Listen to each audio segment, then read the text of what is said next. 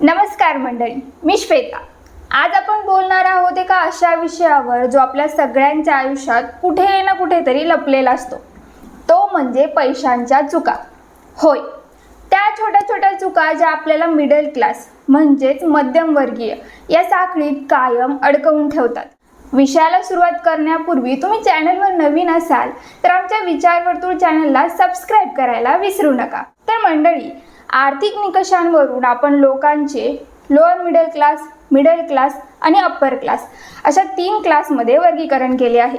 यातील मिडल आणि lower middle class लोकांचं आपण बारीक निरीक्षण केलं तर एक गोष्ट आपल्या लक्षात येईल की हे लोक नेहमी कोणत्या ना कोणत्या आर्थिक बोजाखाली असतात आणि या परिस्थितीला हे लोक स्वतःच जबाबदार असतात। हो, कारण मिडल क्लास लोक अशा काही चुका करतात ज्यामुळे ते नेहमी फायनान्शियल स्ट्रेसमध्ये असतात। सर्वात पहिली चूक म्हणजे पैशांबद्दल बोलायचंच नाही ही विचारसरणी।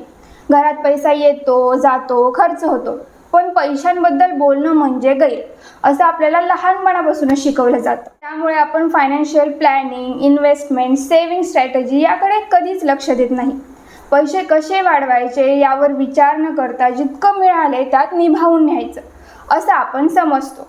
दुसरी मोठी चूक, विचार न करता कर्ज घ्यायचं। गाडी घ्यायची, घर घ्यायचं, मोबाईल घ्यायचा, तेही सगळं EMI वर। अलीकडे तर TV आणि बऱ्याचशा छोट्या गोष्टी EMI वर मिळू लागल्या आहेत, म्हणून आपण विचार करतो अरे काही हरकत नाही, EMI मॅनेजेबल आहे। पण हळूहळू आपण आपल्या फ्युचर इन्कमला आजच विकून टाकतोय आणि मग दर महिन्याचा पगार आला की EMI भरा, बिलं भरा आणि मग महिन्याच्या शेवटी उरतो तो रिकामा खिसा। तिसरी चूक म्हणजे दुसऱ्यांना दाखवण्यासाठी जगणं। समोरच्या शेजाऱ्याने नवीन गाडी घेतली म्हणजे आपल्यालाही घ्यायची। कंपनीतल्या मित्राने थायलंडची ट्रिप केली म्हणजे आपल्यालाही ट्रिपला जायचंय। माझ्या मैत्रिणीकडे 20,000ची साडी आहे, मग मलाही घ्यायची।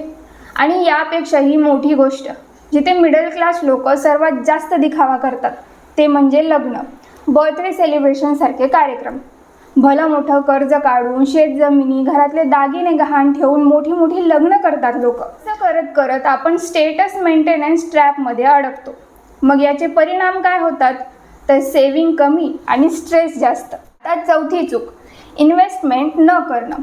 आपल्यातले अनेक जण अजूनही फक्त फिक्स्ड डिपॉझिट, रिकरिंग डिपॉझिट याच्याच भरोशावर असतात, पण चलनवाढ रोज पैशांची किंमत कमी करत असते। म्हणून थोडं गुंतवणूक करायला सुरुवात करा। Mutual funds, SIP, index funds किंवा स्किल डेव्हलपमेंटमध्ये पैसा लावा।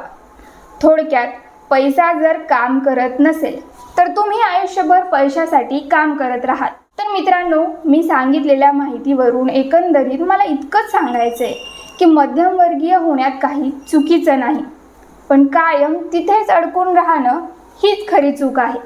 म्हणून थोडं शिका, थोडं वाचा, थोडं गुंतवा आणि सर्वात महत्त्वाचं म्हणजे पैशांबद्दल बोला, विचार करा आणि नियोजन करा। तुम्हाला हा व्हिडिओ आवडला असेल तर लाईक करा, शेअर करा आणि विचारवर्तुळ YouTube चॅनलला सबस्क्राईब करा। पुन्हा भेटूया अशाच एका नवीन विषयासह। धन्यवाद।